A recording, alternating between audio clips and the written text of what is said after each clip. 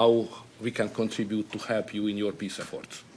And that's why we are you've here taken a lot of Ukrainians that needed your help, and you've taken a lot of them in your country, and everybody appreciates that. Thank you very much. Yeah, we do our best. Thank you very much. Any questions, please? Go ahead. Thank you, Mr. President.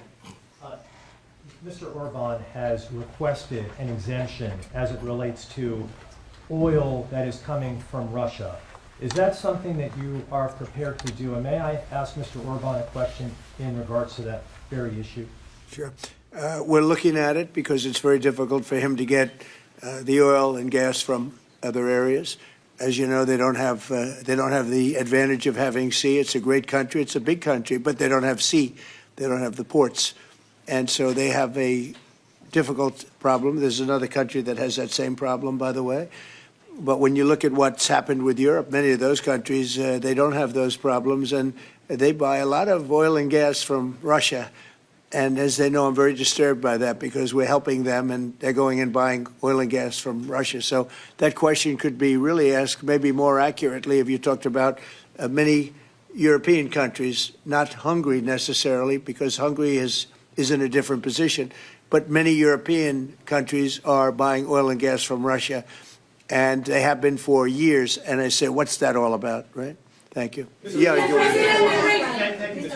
so that will be one of the issues for today, to explain clearly what would be the consequences for the Hungarian people and for the Hungarian economy not to get oil and gas from Russia, because we are supplied by pipelines. Pipeline is not an ideological or political issue, it's a physical reality, because we don't have port, exactly as the President explained to you. So we will negotiate on that point. It's vital for us anyway. Mr. Orbán, there are two pipelines, as I understand it. There's a pipeline from Ukraine and there's a pipeline from Croatia. And my understanding is that the pipeline from Croatia can provide all of Hungary's energy needs. As a result, why would we need an exemption if that's the case? Okay. So when we discuss that issue, you should separate the gas and the oil. On the gas issue, which is very important for us, 90% of the Hungarian households based on heating system based on gas. So we have only one pipeline delivering gas to Hungary, which is the main pipeline, the Turkish one. What we got from Croatia is a very small volume supplementary gas pipeline. Okay, that's gas. Oil is another issue. So oil is coming from the Druzhba pipeline, which is the main supply, and that is the Croatian one, which is the secondary and supplementary pipeline. We would like to convince the Croatian government to enlarge it and make it possible to deliver more. Under these circumstances, it cannot be the main pipeline. It's just supplementary. But later on, with some big investments, it could serve better the interest of Hungary. Yes, please go ahead. Thank you. Many people see this meeting not just as an encounter between two countries, but as the symbol of the strengthening of a new conservative world alliance. Would you agree with that interpretation? And how do you see the future of Europe in the light of leaders like Viktor Orbán stand up to Brussels bureaucracy and the globalist agenda? Are you from Hungary? Yes, I am. I figured. The fact is that he's a great leader, and he's respected all over, not necessarily liked by some of the leaders, but, you know, those leaders have proven to be wrong. If you look at his stance on immigration and other things, you know, if you look at Europe, they've made tremendous mistakes on immigration. It's really hurting them very badly. He has not made a mistake on immigration. So he's respected by everybody. He's liked by some. And I can tell you, I like and respect. I'm a double. I like and respect him. And that's the way Hungary is being led. They're being led properly. And that's why he's going to be very successful in his upcoming election. May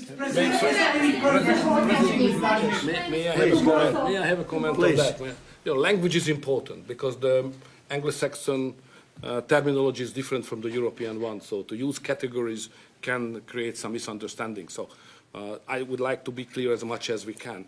We are the only government in Europe which considers itself as a modern Christian government.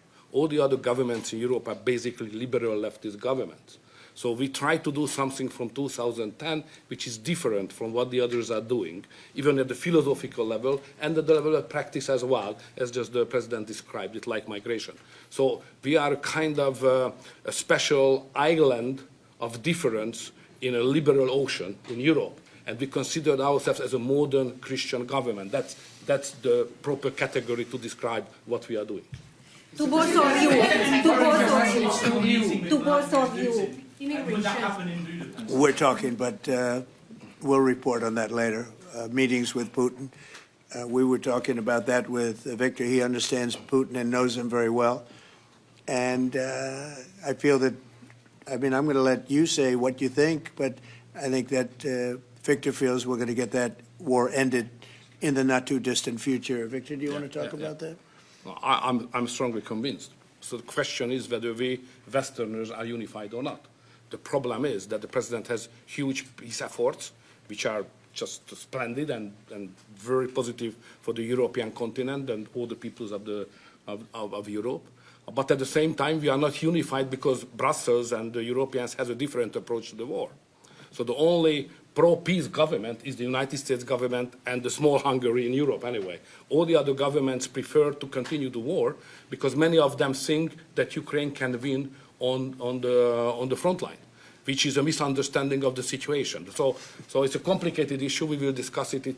It requests not just 2 minutes to respond to your question, but rather than our lecture. Sorry, not to continue more than that. To both of you, to both of you. So you would say that Ukraine cannot win that war? You know, miracle can happen. Yeah, that's right. To both of you, will there be a peace summit? Thank you, Mr. President. What is your message to the EU? Because from Hungary and the EU want to impose their woke policies on Hungary. What is your message? Well, I think they should respect Hungary and respect this leader very, very strongly because he's